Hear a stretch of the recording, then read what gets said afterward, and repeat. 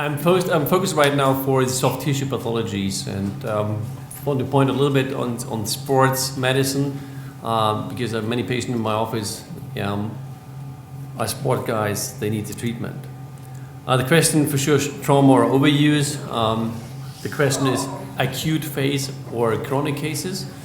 As I mentioned before, if you have very, very high active athletes, they have to back for the track and field activities immediately. They cannot rest for a couple of weeks. You cannot put a cast on it for 3 months. Say, will be healed in the future, but they're gone. They never come back to your office. I use the shockwave treatment with our knowledge we have right now as a first-line option because it's safer than any NSAID. It's better and safer than any injection, a cortisone injection. And you can use it sometimes as an additional tool to your normally used treatment cycle. If you have for sure, everybody has his own treatment modalities to treat and deal with your athletes. Don't change the protocol, but put the shockwave treatment as a tool, as an additional tool for your cases, and offer them the treatment as a first-line option. I do it in my office as well. I don't wait for 6 months or 6 weeks. Wait for the chronicity. I treat the patient as fast as I can. The problem with the sports guys came in your office. They are pretty intolerant to any explanation. They stupid mostly. They want to be back at. When they visit my office, 1 hour later, I can see them just training, exercising with the same level. Have forgotten everything. So the shockwave treatment is the good thing of shockwave treatment is you can activate the biology without the mental collaboration of your clients. So this it works, and this is a good thing. But I try to bring the patients back to their activity with a modified modality, and I try to explain to the patient what they have to keep them as a good client in my office. This is a picture. If you Google as a client, if you're a sport guys and you have a shoulder pathology with the tendon pathology, and you work as a baseball player, or what is it's baseball? It's sport, yeah. And you use handball in Germany or basketball. The client's looking for a good treatment option. If you Google shoulder pathology, treatment, a lot of stuff, you can find millions of hits easily. And if the sports guys is reading all these advertisement and papers, he will have 10 years and the disease is gone without any treatment. The difficulty is to find out the right technique. And the difficulty is to find a good technique from all of these options you have. And that's the reason why now we have the studies available showing that shockwave treatment, it's real reality, and all the advertisings are really confirmed by these clinical studies. Overuse is frustrating for both. It's frustrating for the sports guys, and also for me it's frustrating. You have a client who has a very low compliance. They still come back every month or every week or every day in your office, saying it has not changed anything, I still have the pain. If you treat these tendinopathies non-surgically, you have a long period for the recovery. You have a high frequency of relapses, sometimes patient with incomplete pain relief, and you have to work on the training conditions as well, not deal with the treatment itself. Unhappy patient, for sure, they still have the pain. They cannot understand why they have pain. Just 2 hours after treatment, the pain must gone. It's not possible to make it. And if keep the patient informed, then everything is fine. For example, for the tennis elbow, it's common to see in many sports guys. We know there's many options. Finally, you have the surgical options. But once you have performed surgery, in these cases, they are off for at least 6 weeks or 8 weeks to bring them back. And if they're off within the season for 6 or 8 weeks, it's pretty hard to bring them back as a team. And even if you have good surgery, some cases still have pain. They still have more pain after surgery. And what's to do then? It's pretty hard to answer. Shockwave treatment is less effective if the patient has get surgery before, if they have all scars in the lateral epicondylitis. For sure, you have to have a post-op treatment protocol independent of which kind of surgery procedure you're doing. And you have a certain numbers, they have complications. It means persistent pain, scarring after surgery, limited range of motion, less of muscle activities, and joint perception. Looking for the evidence is 4 out of 100 a year they have significant pain, and 7 out of 7.4% in their life will have this lateral epicondylitis pain. Options for surgery. This is a picture from surgery. For sure, you can detach the extensor insertion area from the lateral epicondyle. Less or more, you can make denervations of the periosteum around the insertion area. There's several techniques described, but all these techniques need a certain post-op protocol, splint or cast, or at least rehab for a couple of weeks after surgery. Still unsatisfied. So in Kiel we have the Champions League winner for the handball in Europe, and I have these patients, they still have pain when they throw the ball, they cannot catch a ball, and surgery is no option for these cases, for sure. They accept more intake of NSAIDs every day, every 6 hours they take NSAIDs to perform training, exercise, and playing. And the question is, Shockwave is a good answer to deal with these patients? I think finally it is. It's an excellent option. It's not a solution for all your clients. The Shockwave treatment can be as good as the indication is and as good the compliance by the patient is. And there's a good study performed by Ludger Gerdesmeyer and John Ferrier from Georgetown University and from Mainz. It's a prospective controlled trial in 2 centers. They're dealing with lateral epicondylitis and Shockwave treatment. They have enrolled 111 patients, performing low energetic treatments in 3 treatment interval. And you see that they all have decreased in pain, published by Petroni in JBGS. Ludger Gerdesmeyer, this is his technique. He used the radial technique and published his results in the American Journal of Sports Medicine. 1,100 shots per session and significant reduction up to 12 months after intervention. John Ferrier confirmed it by using a Dornier EPOS device. This is an electromagnetic device. So seems like many devices have found to be effective to treat lateral epicondylitis. The conclusion of these is the Shockwave treatment should be a first-line option in all your cases you have. Don't wait for 6 months or for six weeks. Then when chronicity occurs, and if you use it as first-line options, you have a high range and high percentage of patients they're doing pretty good after Shockwave treatment. Gio Novak, may you him, he's an ATP professional for a long period, and he got the radio technique. He's so effective. He has bought one of the machines, and his physician is going with him to all the tournaments. He got within the training intervals. He got the Shockwave treatment just as a prophylaxis. He has good results, and he bought the machine. And he wanted to have the machine as an option for him to prevent overuse and injuries. It's interesting. The athletes, they feel the difference immediately, and they immediately can use it because they bring you to the right painful area, to the region of interest by a biofeedback technique method. We have standard indications, these so-called proven indication and confirmed by good prospective controlled trials. We have exceptional indications with initial good data. We have some indications right now which are theoretically good indication, but we don't have publications or data on it to recommend it. Shoulder pain, tendinopathy. For sure, calcific lesion, it is a good indication. There are different outcomes, publication by Shockwaves on rotator cuff injuries or partial ruptures of rotator cuff. cerebrospinatus syndrome.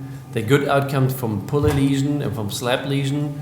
That means insertional pathologies of the biceps, long biceps tendinopathy, or you have a tendon entrapment in the sulcus, which is a puller lesion.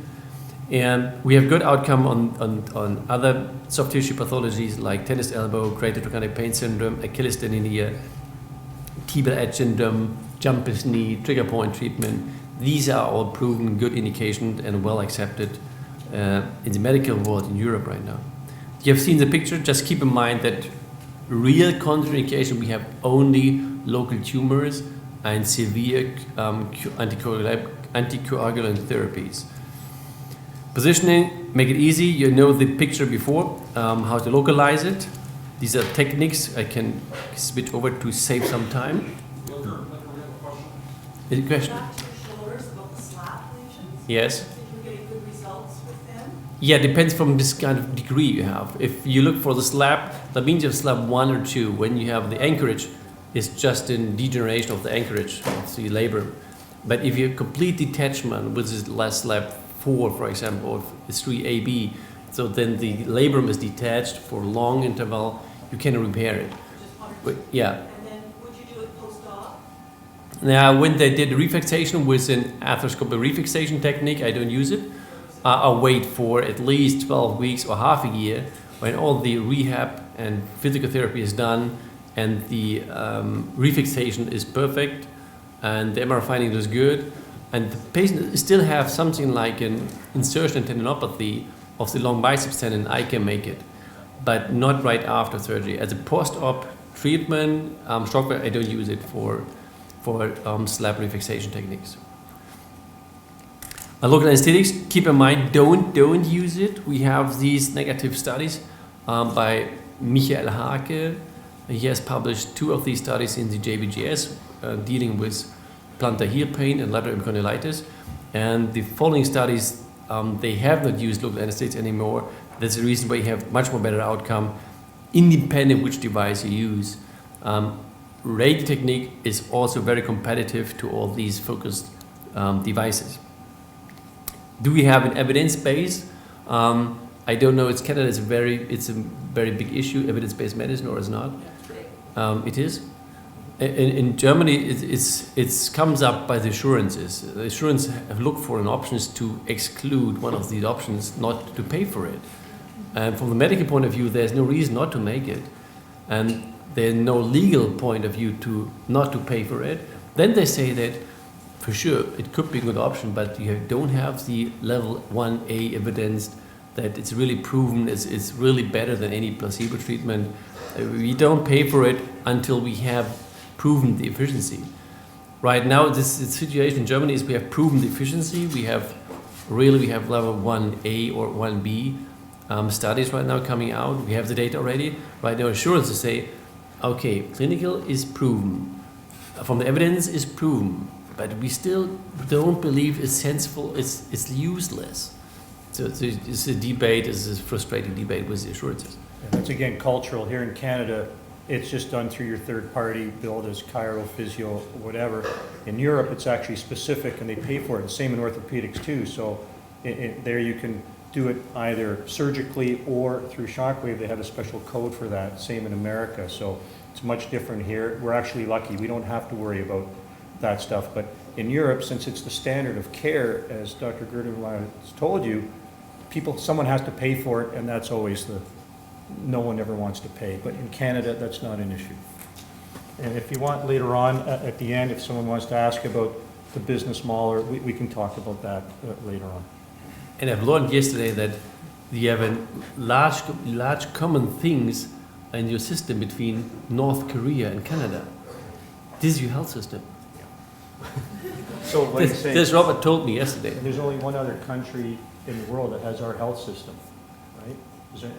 Ludger's told you that. North Korea is the only country in the world that has the same system as Canada, where you have no ability to pay for surgery. Right? That's against the law here. So we look for evidence-based medicine, and assurance will normally print out these publications and send it to the clinics and to the governments. And this is a publication by Colin Thompson and Faye Crawford. They're working for the Cochrane Library. Cochrane is the largest review board. They give you all these evidence, and you can easily have access to these Cochrane's data. They've concluded, the reviewers have concluded that there are some limited evidence to use local injection by cortisone, some limited evidence to use inserts and shoe modifications. There's no evidence to recommend use of extracorporeal shockwave therapy. This is frustrating. It was 2003 when all these data were available. And the next big point is the publication by Rachel Buchbinder in the New England Journal of Medicine. This is the Bible of all the physicians, independent orthopedists or internal medicine. It's really the biggest journal we have. There's a review coming out in 2004, and the author recommend surgery prior extracorporeal shockwave therapy. This is stupid. This is really a stupid thing. No one from the authors will go for a surgeon if they have a plantar heel pain, if they have the option to make a non-invasive treatment. None of them. But as a reviewer, they say it's just patients. They can get surgery. It's safe for themselves. So they have confirmation bias, and there's disconfirming the evidence in the New England Journal, even if it's the highest ranked journal we have. And we have written letters and letters to the editors. Not even one was published or accepted for publication. In 2010, it's a funny story that the same Cochrane group, Colin Thompson and Faye Crawford again, that did a new review, 2010, they still saying that there's conflicting evidence for the effectiveness of extracorporeal shockwave therapy. So the effectiveness remains equivocal, but this is real nonsense. And again, we have sent about 100, 200 letters from all over the world. It's organized by the ISMST, and finally this review was available for a couple of weeks, then was removed from the internet. It's not available anymore. They removed it. They have not changed it, they have removed it. But this is a good sign, because they accepted all the letters saying that there should be something behind. This is a funny story. And by myself, I published the one of the level 1 studies together with many American podiatrists. You know some of the words, John Steenstra, Barry Scurin, Keith Feder, who is on the board as well, Carify, Lowell Weil, senior and junior. And I myself, I'm not a podiatrist, I'm just an orthopedic surgeon. And we found that with the rated technique, we have a large effect size with 71% pain-free or really severe decrease of pain in chronic cases.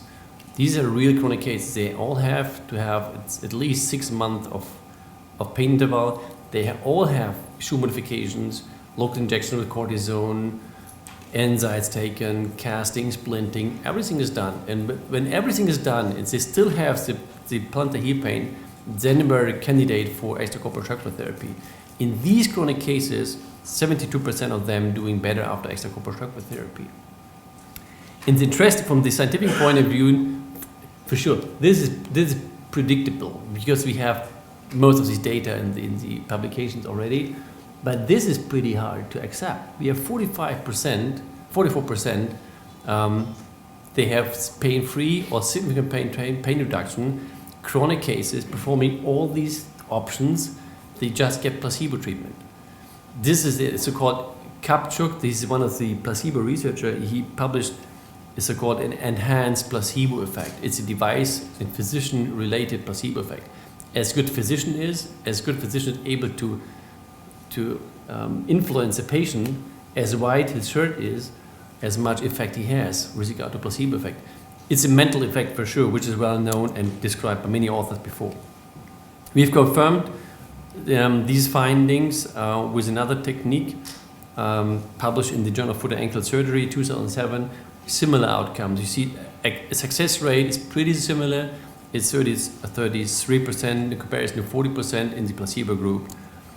And this is not the only group. You have other groups. There's couples of publications, just level 1A or 2A, or 1B levels. They confirm these findings. So as a result from all these data, as a result from all the letters, the Cochrane has withdrawn their review in 2010. it's a small success. And this is our setup from the FDA trial with the radial technique. We have enrolled patients and we have treated the patient with a certain protocol. And this is the radial, this is just as a recommendation how we used radial technique. We use 500 impulses as an introductory impulses to keep the patient adapted to the pain level, to keep better acceptance. You cannot start with the pressure level of 4 bar. If you have chronic cases, it's very painful.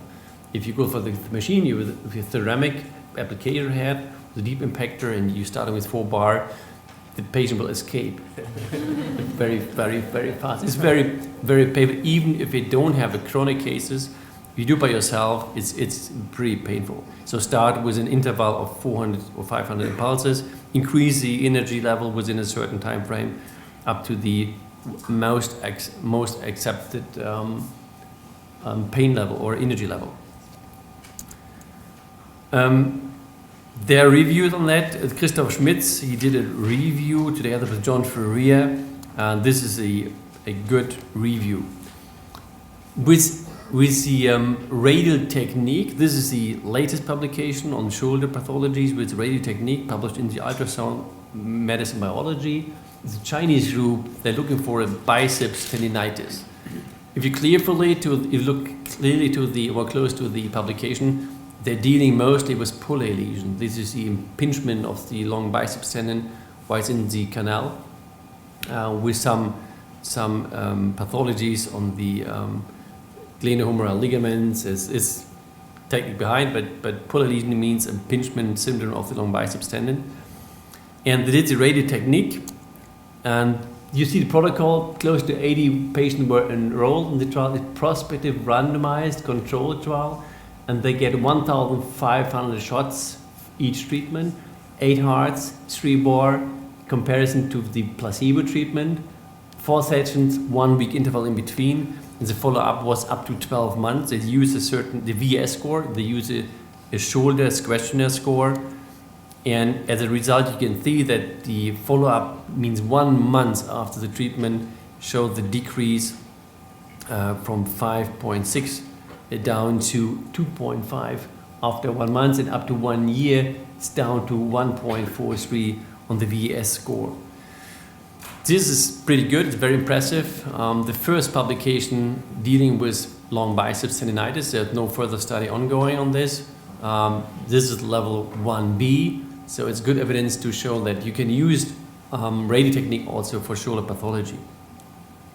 Interestingly, from the methodical point of view, the sham treatment decreased only from 6.0 down to 5.5. This is not much. This is really very small difference.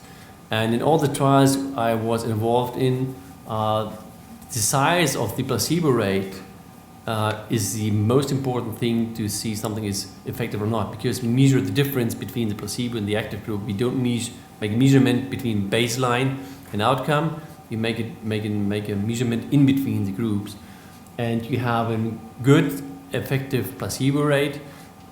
Then the effectiveness of the treatment is pretty low. What that means is that when you do the placebo, they have such confidence in you that they get better, even though you didn't treat them. Yes. Yeah. This is. I had with the FDA trial, we did advertise in newspapers to look for the patients. And this time I've worked at the University of Munich, and after the advertising we had about 400 candidates. They came from all the area. They have all plantar heel pain. We cannot manage all the patients. And we have, by phone calls, we did screening, who is probably a candidate to make it. And from them enrolled in the trial, we have about 100, 150. They still come in my office and want to have any treatment. And we offered them a real shockwave treatment after performing a placebo trial. That means the patient were randomly assigned to get placebo treatment or placebo treatment. That's because there's no publication showing how big the effect size of placebo is, really. That's the reason we have these candidates, they're lying on the prone position on the bed, and right before the treatment make a sham randomization phone call, sham phone call just saying patient were randomized to treatment or placebo treatment. All of them got placebo treatment, but one group have the sound, they hear that they're randomly assigned to get the active treatment. They believe strongly they get the real treatment, but they get nothing. And the other group just gets a sham treatment, well knowing they get sham treatment. The difference in between groups is 30% after 6 weeks. 30% just by performing so-called activated placebo treatment. This is my scientific work to work with these placebo effects, and that's the reason why, for sure, I believe the outcome from after radiotechnic shockwave treatment, but I strongly cannot believe that the placebo group is not doing better. Anyway, Achilles tendinitis is a large field for jumpers, long distance runners, and all this stuff. It's the same protocol. In my clinic, we use the same protocol in all superficial soft tissue conditions. 3 treatments, 2,000 charts, use intraocular impulses, no use of any local anesthetics. If you have very painful patients, you can give them some cooling and ice sprays right advance the treatment. You can use capsaicin sprays for a couple of minutes before you treat the patient. It make it much more easier and tolerable to get the full cycle. Post-treatment protocol, even if you don't do surgery, you have to adapt the patients to the pathology. That means in my patient, I try to bring them to cycling, bring them to eccentric load exercise techniques and all this stuff, and try to educate my patients to deal with their pathology. Look for the evidence all over. We have some publication with electromagnetic techniques, piezoelectric devices, and radial devices. All radial devices used in the clinical trials performing good, showing effective in comparison to placebo. And the overall evidence showing that shockwave itself is a very good option in patients dealing with chronic tendinopathy of the Achilles tendinitis. In my office, again, and the community changed in this way that we offer this very effective treatment as a first-line option. Why should you use any NSAID, which is very effective, after 6 months? You know it's effective. So we use it early to treat the patient very effectively. Greater trochanteric pain syndrome. We had the question before. For sure, it's a very frequently disease in track and field runners and the athletes. Patient with excessive hip abduction. Mostly the downside leg is affected if you have track and field runners. It's also pretty hard to deal with because it's a large insertion area, and the greater trochanteric muscle area is a large variety. Mostly the clinical findings show they have a tenderness over the greater trochanteric. They can localize the most hurting point easily. Normally it's found in the anterior aspect, cranial anterior aspect of the greater trochanter, where the insertion area from the gluteus minimus and the gluteus medius is found. And they have pain by abduction and pain resisted to abduction. You see this X-ray showing some muscular tendinitis. It's the gluteus medius muscle. You see the MRI findings, the T2-weighted picture, showing that you have some inflammation and fluid along the muscle at the insertion area of the greater trochanter. You see this is bursitis within a bursa right here, the large bursa which is normally found here. But the problem is the insertion area is like an insertion pathology, which we know from the shoulder pathology, from the rotator cuff insertional pathology, or the supraspinatus syndrome or impingement syndrome. There's many words for this, dealing with the same pathology. We have the same abductor sling in the hip, and the whole abductor sling works like in the abductor sling of the rotator cuff, following the same pathology, following the same rules and pain pathways. I do a lot of hip replacements and do a lot of shockwave treatments in these athletes with greater trochanteric pain syndrome, and I start to look carefully to the insertion area and then open up. In most of the cases right now, I use the modified anterolateral approach to have an aspect of view to the insertion area of the gluteus muscle. And in the insertion area, mostly can find a bursitis, and in most cases, you can find a partial rupture or discontinuation of the insertion area of the gluteus minimus and medius as a clinical sign or anatomic sign of a chronic tendinopathy. These patients, if you don't deal with this, they have persistent pain also after a successful performed hip replacement. Non-surgical procedures, for sure. Rest, physical therapy, ultrasound, steroid injection, NSAIDs, all the stuff, you know all the stuff to treat the patients. You do exercises, to ILB stretching techniques for lengthenings, all the stuff. If you look for the data, there's an inhomogeneous outcome. There's no publication showing 100% success rate. For sure, you have between 30, 40, 50% success rate in all these options. Many surgical procedures described to deal with. I did some of the cases. My outcome is not that good. Even I've resected bursa. I did an ITB Z lengthening plus bursa resection. I switched to an arthroscopic technique to look for the insertion pathology. I do refixation techniques with anchorage systems. But I think in my hands it's frustrating surgical procedure. I have 50% to 60%. They still have any kind of persistent pain. So I love to have extracorporeal shockwave therapy because I have the same outcome in comparison to the surgical intervention. There's no evidence. If you ask the insurance pay for the surgical intervention. Any surgical procedure is covered by the insurance. It's paid 10 times or 20 times more than extracorporeal shockwave therapy, which is without side effects. Without hospitalization, it's an outpatient procedure, easy to perform. There's no reason to make it, but it's not paid in a good way. On the ISMC Congress in 2008, there's an Italian group, they have published their results in just dealing with patients with radial chronic pain syndromes with a focus device with the injury range is 0.12 up to 0.16 millijoule per square millimeters, and they have 70% good outcome results. So better than surgical interventions for sure.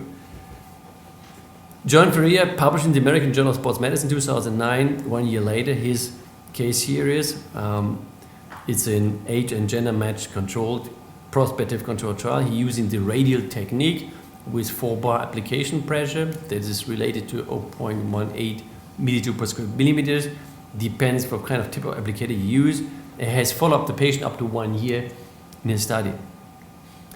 And his outcome on the VAS score is easy to see. The red lines means the control group and the blue one the active group. Up to 1 year you see the improvement after 1 month and further improvement up to 1 year. So the pathology itself should be healed within an interval of 12 months. And the VAS score decreased from more than 8 down to 3 point something. Again, the placebo group has shown only a slight improvement over time. Harrod's hip score as a well-known hip scoring system has confirmed these findings in favor of the active group up to 1 year. The Rhodes Morte score is a well-known score in the Shockwave Society. They have 4 different groups from excellent, good, fair, and poor. And again, you can see that 77% are doing excellent or good 12 months after extracorporeal shockwave therapy. So good data were found. No real complications, well accepted by the patients. So non-invasive procedure is pretty good. Candidates for shockwave therapy in sports medicine, all pros and all amateurs. And in my office I have increasing numbers of patients. They come to my office, they have chat to each other, they have used all these networks, WhatsApp, Facebook, and all this stuff, and they communicate immediately when you're effective to deal with your athletes. They're chatting right after the treatment, sitting in the team bus. So chatting this, I'm doing good. Game was perfect. I did a goal. It's perfect, done. I got shockwave treatment, and the next week you have 10 other candidates from. They have other pathologies. They heard about shockwave treatment. They want to have this miracle, for sure. We did this in the Olympic season. Maybe you're not a soccer player, but you must know him. He's Lionel Messi. Yeah. in younger age. This is my friend Mark Henne. He's my fellow in shockwave treatment. He has treated Messi as well, and he bought also 2 machines, one from the team and one for himself.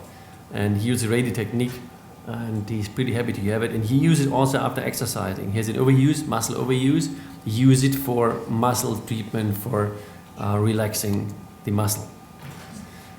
To treat the patient within the season, shockwave treatment, I switched it to a first-line option and offered this treatment to patients with active tendinopathy.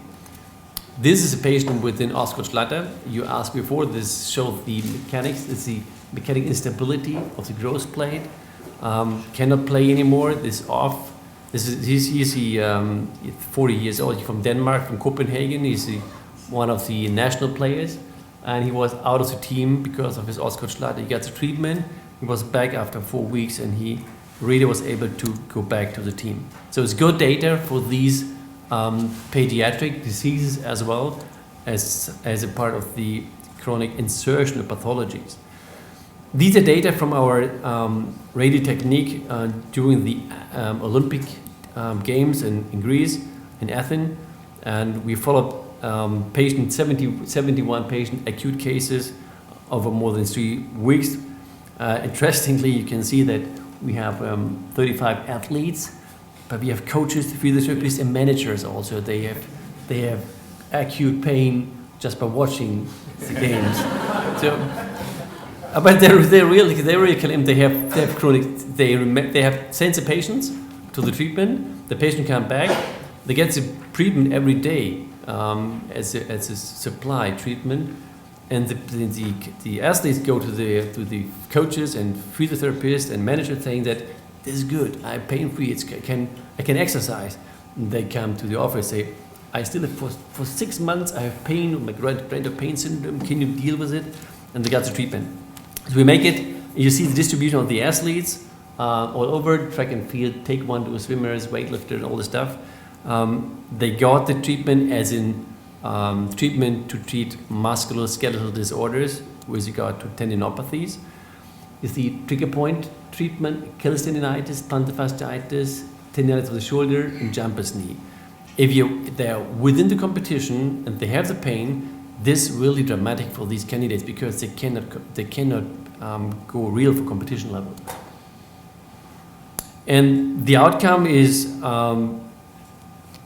just our personal experience is well accepted by the patients with a good outcome. All of them were able to fulfill the full cycle of the tournament. They all go back to the active levels. They have slightly pain for sure, but they can accept it easily. The problem in this field is it's shockwave treatment, even in the professional league, it's mostly not known worldwide. It's still not a first line options. We don't have information in the national teams. We have no referring doctors to the Olympic polyclinics or outpatient clinics. What do I tell my patient when they come in? They can have a certain kind of numbness after treatment, sometimes swelling, no improvement. This is the most important thing. Tell the patient that the worst case scenario means no improvement after extracorporeal shockwave therapy. But no complications and high success rate and all these things. This I tell my patient. And this is the distribution where we have installed right now the radio technique, shockwave treatment, in all these professional teams. You see, this is Bundesliga soccer teams and French football, basketball, handball teams. So they all have machines already bought and they use it in all their active athletes in Netherlands, Spain, Portugal. This is all Europe. We don't have data from Canada in your national teams.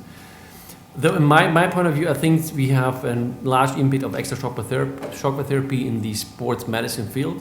And we have to train the physicians, we have to train the coaches and the teams to give more information about the options shockwave therapy has. And this results to a large variety right now of indications. We have excellent data for all these so-called insertional pathologies, tennis elbow, heel spur, shoulder pathology, biceps tendinitis. Again, I go through all these standard indications, but right now we have still all these additional indications right now on the market available. We have data, some of them, which I can show in the next presentation. So I conclude for the musculoskeletal disorders, it's a very safe treatment, it's a very effective treatment, and you don't have any alternative with regard to side effects and success rates with regard to all other options and modalities. Thank you.